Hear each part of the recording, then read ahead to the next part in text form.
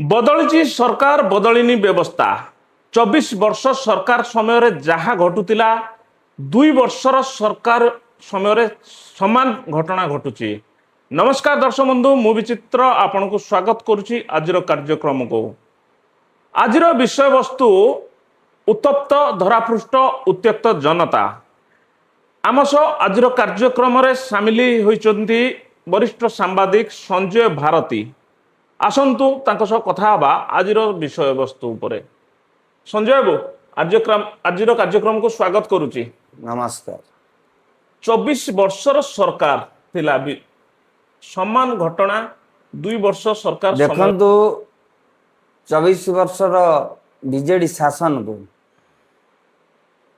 परिवर्तन करिबा पई आज जो बीजेपी सरकार नारा देइथिला जे 24 वर्ष शासन रे बीजेडी रो आईन श्रृंखला विपर्यस्त, नारी माने असुरक्षित एमती विभिन्न प्रसंग को लेकिरी बीजेपी सरकार को आसला। परवर्ती मुहूर्त कौन है, सरकार गठन है, मुख्यमंत्री बछा है, किंतु श्रृंखला भित्तिक गोटे प्रशासन के माने नहीं पाइले हाथ को। प्रशासन वर्तमान स्थाणु आईन श्रृंखला संपूर्ण विपर्यस्त राज्य रे जहाँ कि वर्तमान लोक माने परिवर्तन करिवे कौन, वर्तमान आगु को कौन करिवे से चिंतार वर्तमान पड़छन्ति। आपण देखंतु जो कथाटी कहले उत्तप्त धरापृष्ठ उत्त्यक्त जनता। आज ये जो हिंस्र मनोभाव जो लोक मन जागृत होती कौन पाई आम से देखा एठी आमर आईन श्रृंखला दायी ना आम राज्य सरकार दायी ना आम जनसमाज दायी। एठी यदि आम प्रथमे देखा बीजेपी सरकार जो प्रचार मैदान को ओल्लैथिला 2024 रे सेठी से कुंदुली घटना हो, बेबी ना इतिश्री जेको घटना हो बहुल मात्रा प्रचार करागला जहाँ कि बीजेडी काउंटर कर पाइला नहीं। किंतु परवर्ती अवस्था जो गवर्नमेंट को आसिला ए गवर्नमेंट रे एते माने अत्याचार बढ़िला, खुलम खोला हिंस्र मनोभाव नहीं लोक मैंने जमती कि आपण जो कहले उत्तप्त सहर सेमती उत्तप्त मनोभाव नहीं वर्तमान लोक जागृत। प्रति कथार हिंसा मनोभाव मरणात्मक आक्रमण करुचंती।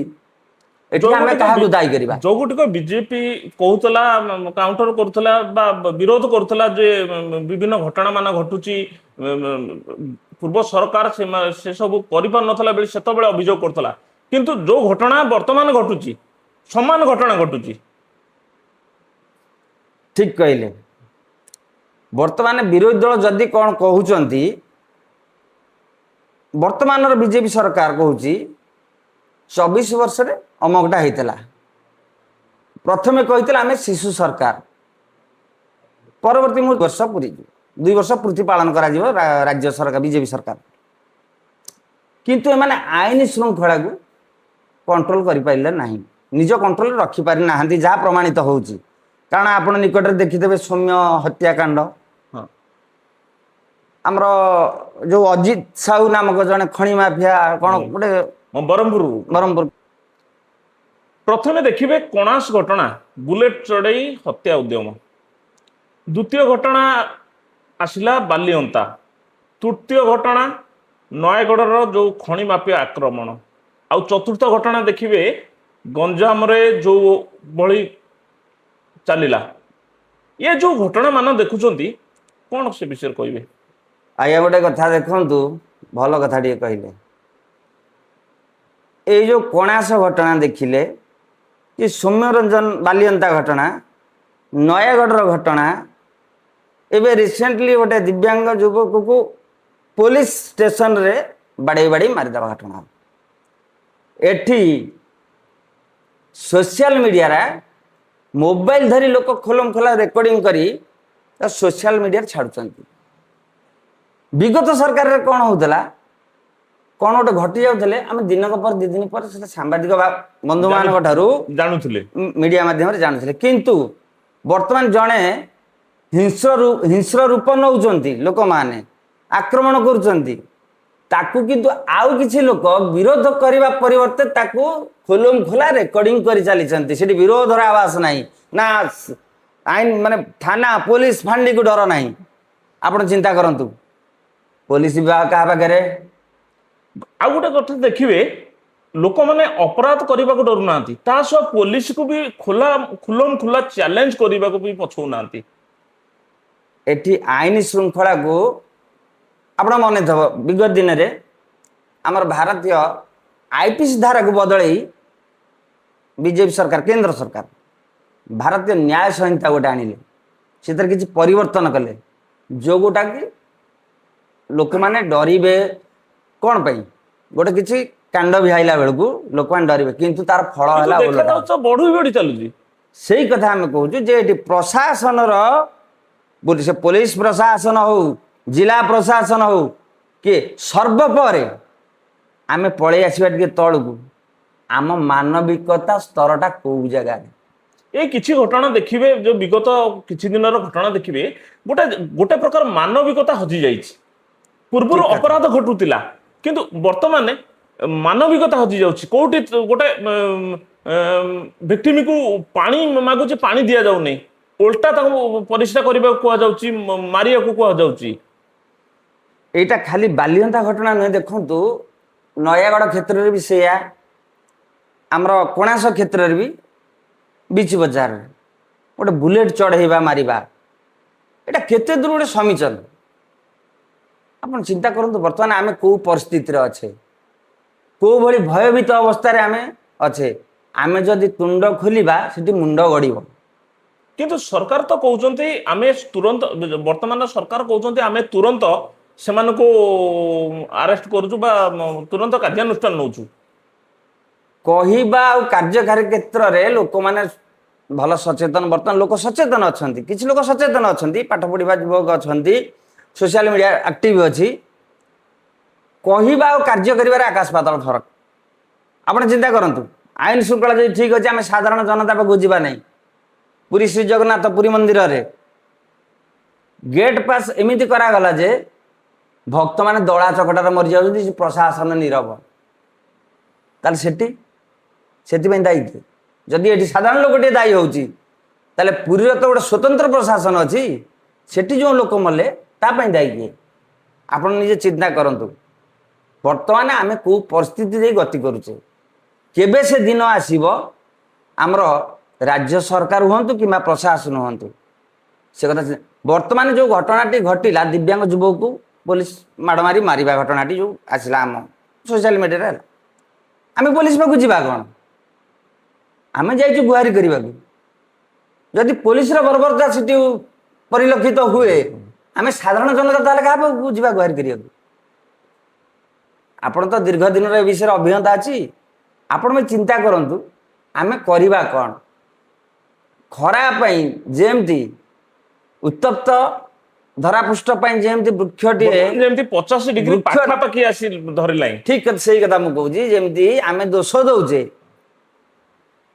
आम भल वृक्ष लगे पारुने परिवेश जंगल सृष्टि करुचे आधुनिकतार ना रे कंक्रीट जंगल सृष्टि करुचे देखिए आम परिवेश उपरे सोशल मीडिया रे बेसी प्रचार प्रसार करुचे किंतु तार वास्तविकता भिन्न थाए आम सोशल मीडिया गछ लगेबा कथा कहथिबा बेले किंतु वास्तविक आम गछ काटिकी आधुनिकतार करिबारे मातिचे सेमती क्राइमटा मध्य वर्तमान से प्रकार बढ़ी बढ़ी चली उत्तप्त धरा देखरे कौन कहबे ए भल कथाटे कहले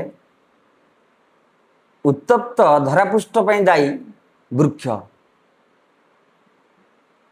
वृक्ष दायी किए आम जनसाधारण आम जानूचे वृक्षटे रहिले लगेले गोटे आम साइंस मतरे अम्लजान दबा आम संतुलन जोटा कि आमर संतुलन रक्षा कर परिवेश संतुलन रक्षा कर समस्त समस्त परिपूरक आम गछ लगेबा गछर अम्लजान बाहर ଅମ୍ଳଜାନ ହେଲେ ଧରାପୃଷ୍ଠ ଉତ୍ତପ୍ତରୁ କମ୍ ରହିବ, ଯେଉଁଟା କି ଆମର ଆଟମୋସ୍ଫିୟରଟା ଟିକେ ଏ ରହିବ। କିନ୍ତୁ ଆମେ ଏଠି କ'ଣ କରୁଛେ, ବୃକ୍ଷରୋପଣ ନାଁରେ ଗୋଟିଏ ଗଛ ଲଗେଇ ମୋବାଇଲରେ ପ୍ରଚାର ପ୍ରସାର କରୁଛେ। ମୋବାଇଲରେ ଫଟୋଟେ ଦେଖେଇ ଛାଡ଼ିବା। ଗୋଟିଏ ଗଛ ଲଗାଇଥିବ, 5 ଜଣ ତା ମୂଳକୁ ଧରିଥିବେ, ଫଟୋ ଉଠେଇବେ ଛାଡ଼ିବେ। ଆମେ ବୃକ୍ଷରୋପଣ କଲୁ। ବର୍ତ୍ତମାନ ପରିସ୍ଥିତିଟି ହେଉଛି ଉତ୍ତପ୍ତ ଧରାପୃଷ୍ଠ, ଉତ୍ତ୍ୟକ୍ତ ଜନତା। 100 ଲୋକ ଘେରିକିରି ମାରୁଛନ୍ତି କି 10 ଲୋକ ଗୋଟେ ଗଛ ମୂଳକୁ ଯେମିତି ଆମେ 10 ଲୋକଟା ଫଟୋ ଧରିକି ଉଠଉଛେ, ସେଇପରି ଆମେ 10 ଜଣ ମାରୁଛେ, କିନ୍ତୁ ଲୋକ ସେଠି ଫଟୋ ଉଠଉଛନ୍ତି ଛାଡ଼ିବା ପାଇଁ। ଅବଶ୍ୟ ସେଇଟା ଗୋଟେ ସ୍ୱାଗତ ଯୋଗ୍ୟ ପଦକ୍ଷେପ, ଆମେ ମନା କରୁନୁ ସୋସିଆଲ ମିଡିଆ। ଗୋଟେ ପ୍ରଶ୍ନ ସାଧାରଣରେ ପ୍ରଶ୍ନ ଉଠୁଛି, ଜନସାଧାରଣଙ୍କ ମନରେ ପ୍ରଶ୍ନ ଉଠୁଛି, ଆମ ଦର୍ଶକ ବନ୍ଧୁ ମାନଙ୍କ ମନରେ ପ୍ରଶ୍ନ ଉଠୁଛି, ଯୋଉ କାର୍ଯ୍ୟାନୁଷ୍ଠାନ ନିଆଯାଉଛି ସରକାରଙ୍କ ତରଫରୁ କୁହାଯାଉଛି ଯେ କାର୍ଯ୍ୟାନୁଷ୍ଠାନ ତୁରନ୍ତ ନିଆଯାଉଛି, ଏଠି ଜନତା ସଚେତନ ହୋଇ ଯୋଉ ସୋସିଆଲ ମିଡିଆରେ ତାର ପ୍ରମାଣ ସବୁ ଦେଲେ, ସେଠି ଜନତାଙ୍କ ଶ୍ରେୟ ରହିଲା ନା ସରକାରଙ୍କ ଶ୍ରେୟ ରହିଲା, ନା କୋଉଠି ଗୋଟେ ଚାପରେ ପଡି ସରକାର ବାଧ୍ୟ ହଉଛି କାର୍ଯ୍ୟାନୁଷ୍ଠାନ ନେବାକୁ? ଏଟା ମୋର ପର୍ସନାଲ ମତ। ଏଠି ସାଧାରଣ ଜନତା ମୋବାଇଲ ଖଣ୍ଡେ ଧରିଛନ୍ତି ବୋଲି ସେଥିପାଇଁ ବି ତାଙ୍କୁ ଶ୍ରେୟ ଦେବା ଦରକାର ଯେ ଯଦି ହୁଏତ ସେଇ ବାଲିଅନ୍ତା କେସ୍ ହଉ କି ସେ ଅଜିତ ସାହୁ ଯଦି ସେ କଣାସ କେସ୍ ହଉ, ଯଦି ସେ ଯେକୌଣସି ଭଦ୍ର ବ୍ୟକ୍ତି ହଉ ମୋବାଇଲରେ ଯଦି ଭିଡିଓ ସୁଟ୍ ନ କରିଥାନ୍ତା, ହୁଏତ ପ୍ରମାଣ ଅଭାବରୁ ଆଜି ଯୋଉ 2 ଜଣ 5 ଜଣ ବି ଆରେଷ୍ଟ ହୁଅନ୍ତୁ, ହୁଏତ ପ୍ରମାଣ ଅଭାବରୁ ସେମାନେ ବି ଧରା ହେଇନଥାନ୍ତେ। ଏଠି ସେ ଲୋକକୁ ବି ଧନ୍ୟବାଦ ଦେବା ନା, ଏଇଟା ମୋବାଇଲ ବି ସୋସିଆଲ ମିଡିଆ ଯେ କିଛି କାମରେ ବି ଆସୁଛି, କିନ୍ତୁ କାମରେ ଆସୁଛି କମ୍, କାର୍ଯ୍ୟାନୁଷ୍ଠାନ ଅଧିକା। କାର୍ଯ୍ୟାନୁଷ୍ଠାନ କମ୍, ମୋବାଇଲରେ ଭାଇରାଲ ହେଉଛି ଭିଡ଼ିଓଟି ଅଧିକା। ଏ ବିଷୟରେ ମୁଁ ଆପଣଙ୍କୁ କହୁଛି, ଆପଣଙ୍କର ଅଭିଜ୍ଞତା ବେଶୀ, ଆପଣ ନିଜେ ଚିନ୍ତା କରି କୁହନ୍ତୁ, ବର୍ତ୍ତମାନ ପୋଲିସ କ'ଣ ସତରେ ନ୍ୟାୟିକ ବ୍ୟବସ୍ଥା ଭିତରେ ବନ୍ଧା ହେଇଛି? ମୁଁ ଆପଣଙ୍କୁ ପାଲଟା ପ୍ରଶ୍ନ କରୁଛି, ନ୍ୟାୟିକ ବ୍ୟବସ୍ଥା ଭିତରେ ବର୍ତ୍ତମାନ ପୋଲିସ ପ୍ରଶାସନ ଚାଲୁଛି? ଯଦି ଚାଲିଥାନ୍ତା ତାହେଲେ ଏଭଳି ଘଟଣା ମାନ ଦେଖିବାକୁ ମିଳନ୍ତା ନାହିଁ। ତେଣୁକରି ମୁଁ ଆପଣଙ୍କ ଜରିଆରେ ଏଇଠି ସଚେତନ କରାଇବାକୁ ଚାହୁଁଛି, ଆମେ ଏହାକୁ ଦୃଢ଼ ଭାବରେ ଆମର ନ୍ୟାଯ୍ୟ ହକ୍ ପାଇଁ ସୋସିଆଲ ମିଡ଼ିଆ ମାଧ୍ୟମରେ ହଉ କି ଯେକୌଣସି ଗଣମାଧ୍ୟମରେ ହଉ, ଆମେ ଏକତ୍ରିତ ହୋଇ ଏହାକୁ ରୋକ ଲଗାଇବା ପାଇଁ ଆମେ ସ୍ୱର ଉତ୍ତୋଳନ କରିବା ନିହାତି ଦରକାର। କାରଣ ଜଣେ ସଚେତନ ନାଗରିକ ହିସାବରେ ଆମେ କହିବୁ, କାହାକୁ ଭଲ ଲାଗିପାରେ, କାହାକୁ ଖରାପ ଲାଗିପାରେ। ସବୁଠାରୁ ବଡ଼ କଥା ହେଉଛି ଆମ ମନରେ ଗୋଟେ ମାନବିକତାର ଇଚ୍ଛା ଶକ୍ତି ରହିବା ଦରକାର। ମାନବିକତା ଯୋଉଟାକ ବର୍ତ୍ତମାନ ପରିସ୍ଥିତିରେ କାହାରି ମଧ୍ୟରେ ନାହିଁ। ଏଇଟା କୌଣସି କାରଣବଶତଃ ହଉ, ସବୁ ଯେ ଖାଲି ରାଜନୀତି ପାଇଁ ତା ନୁହେଁ। ଆମେ ସବୁ ରାଜନୀତିକ ଦୋଷ ଦେଲେ ହବନି। ଆମେ ନିଜେ କେତେ ଦୂର ଠିକ, ମୁଁ ନିଜେ କ'ଣ କରୁଛି, ମୁଁ ନିଜ କାର୍ଯ୍ୟଟା କେତେ ଦୂର ଠିକ, ମୁଁ ଥରେ ଚିନ୍ତା କରନ୍ତି, ମୁଁ ଯାହା କରିବାକୁ ଯାଉଛି ଏଇଟା ଠିକ କି ଏଇଟା ଭୁଲ କି? ଏ ଚିନ୍ତାଧାରା ବର୍ତ୍ତମାନ ମଣିଷଙ୍କ ମୁଣ୍ଡରେ ନାହିଁ। ଆଉ ଗୋଟେ ପ୍ରଥମ କଥା, ଆଉ ଗୋଟେ ମୁଖ୍ୟ କଥା, ଆମର ନିଶା କାରବାର ରୋକିବାକୁ ଆମର କେତେ ଡିପାର୍ଟମେଣ୍ଟ ଏକ୍ସାଇଜ ଖୋଲା ହେଇଛି, କିନ୍ତୁ ବର୍ତ୍ତମାନ ସମାଜରେ ଯୋଉ ଗୋଟିକ ସବୁ ଅପରାଧର ମୂଳ କାରଣ ହେଉଛି ନିଶା।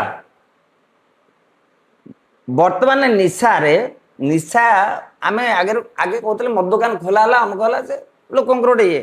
ବର୍ତ୍ତମାନ ତ ଜାଣିଥିବେ ଟେଣ୍ଡର ହେଇଛି, କେତେ ଦୋକାନ କ'ଣ ଖୋଲା ହବ ସେଟା ସମସ୍ତେ ଜାଣନ୍ତି। ଆପଣ ଜାଣିଥିବେ 26ଟା ଜଗତସିଂହପୁରରେ 26ଟା ମଦ ଦୋକାନ ପାଇଁ 800 ଲୋକ ଆପ୍ଲିକାଣ୍ଟ, ମାନେ ଚିନ୍ତା କରନ୍ତୁ ମଦ ଦୋକାନ ଖୋଲିବା ପାଇଁ କେତେ ଉତ୍ସାହ। ମଦ ପରେ ଆପଣ ଏବେ ଜାଣିଥିବେ କୋକେନ୍ ଆସୁଥିଲା 2 କେଜି କେତେ ସମଥିଙ୍ଗ, ଯାହାର ଦାମ 1150 କୋଟି ଟଙ୍କା। ସିନା ମଦ ସିନା କିଏ ପେଟି ନେଇଗଲା କିଏ ଦେଖୁଛି, ଗୋଟେ ବ୍ୟାଗରେ ଗୋଟେ କେତେ ଟଙ୍କାର ନିଶା କାରବାର ହଉଛି। ଚିନ୍ତା କରନ୍ତୁ ବର୍ତ୍ତମାନ ଆମେ କୋଉ ସ୍ତରକୁ ଖସିଗଲେଣି। ବର୍ତ୍ତମାନ ଯୁବପିଢ଼ି କୋଉ ସ୍ତରକୁ କୋଉ ନିମ୍ନ ସ୍ତରକୁ ଖସିଗଲେ କିଛି କାମ ଧନ୍ଦା କରିବାନି, ନିଶା ଖାଇବା। ନିଶା ଖାଇଦେଲା ପରେ କଣ କରିବା? ଅପରାଧ। ଉତ୍ତ୍ୟକ୍ତ ହବା, ଉତ୍ତ୍ୟକ୍ତ ନିଜ ମନ ଭିତରେ ଉତ୍ତ୍ୟକ୍ତ ଜାଗରଣ ହବା। ସେଠି ଆମକୁ ଛୋଟ ଏବେ ଗୋଟେ ଦେଖିଥିବେ ସୋସିଆଲ ମିଡିଆରେ ଗୋଟେ ଛୋଟ ଛୁଆଟାକୁ ପିଟି ପିଟି ମାରୁଛି ପିଟି ପିଟି ମାରୁଛି। ମାରୁଛି। ରାଇଟ୍। ମୁଁ ନିଶ୍ଚିନ୍ତ ସିଓର ହେଇ ମାନେ କହୁଛି ଯେ ସେ ଖାଲି ମୁଣ୍ଡରେ କେବେ ସେ ଛୁଆଟାକୁ ମାରିନଥିବ। ସେ କିଛି ନା କିଛି ନିଶା ସେବନ କରି ମାରିଥିବ। ଗୋଟେ କଅଁଳା ଛୁଆ, ନିଷ୍ପାପ ଛୁଆ, ସେ ଦୁନିଆ ଦେଖିନି, ଦୁନିଆ କଣ ଜାଣିନି, ତାକୁ ମାରି ଦିଆଯାଉଛି ପିଟି ପିଟିକି। ଏ ପରିସ୍ଥିତିରେ ଆମେ କଣ କରିବା? ଆମ ଛୁଆ ତ ସୁରକ୍ଷିତ ନୁହନ୍ତି, ଆମେ ବାହାରୁ ବାହାର କରିବା କଣ? ଏଠି ଆମେ ଖାଲି ପ୍ରଶାସନକୁ ଦାୟୀ କଲେ ହବନି, ଦାୟୀ, କିନ୍ତୁ ଆମେ ନିଜେ ମାନବିକତା ଆମର ନିଜର ମାନବିକତା କୋଉ ସ୍ତରକୁ ଖସିଗଲାଣି ଯଦି ଥରେ ଥରେ ଆମେ ଯୁବପିଢ଼ି ମାନେ ଚିନ୍ତା କରନ୍ତେ, ନିଜ ପରିବାର କଥା ଚିନ୍ତା କରନ୍ତେ, ନିଜର ପିଲାଛୁଆ କଥା ଚିନ୍ତା କରନ୍ତେ, ହୁଏତ ସମାଜରେ କିଛି ପରିବର୍ତ୍ତନ ଆସନ୍ତା। ଉତ୍ତ୍ୟକ୍ତରୁ ଦୂରେଇ ଯାଇ ଉତ୍ତ୍ୟକ୍ତ ଜନତା ଯୋଉ କହୁନାହାନ୍ତି, ସେ ଆଉ ଉତ୍ତ୍ୟକ୍ତ ଜନତା ହେଇ ରହନ୍ତେନି। ଯଦି ନିଜକୁ ପରକୁ ସମାଲୋଚନା କରିବାନି, ଆମେ କାହାକୁ ସମାଜରେ କାହାକୁ ସମାଲୋଚନା କରିବାନି, ନିଜକୁ ନିଜେ ସମାଲୋଚନା କରିବେ।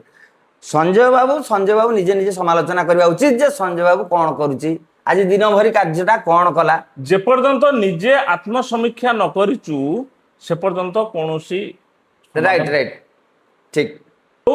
ଆଜିର କାର୍ଯ୍ୟକ୍ରମ ଆପଣଙ୍କୁ କେମିତି ଲାଗିଲା କମେଣ୍ଟ ମାଧ୍ୟମରେ ମତାମତ ଦେବେ। ଯଦି ଆମ ଚ୍ୟାନେଲ ଭଲ ଲାଗୁଥାଏ ତେବେ ଲାଇକ୍ ସେୟାର ସବସ୍କ୍ରାଇବ କରିବାକୁ ଭୁଲିବେ ନାହିଁ। ଆଜିର କାର୍ଯ୍ୟକ୍ରମ ଏଇଠି ରଖୁଛୁ। ନମସ୍କାର, ଜୟ ଜଗନ୍ନାଥ।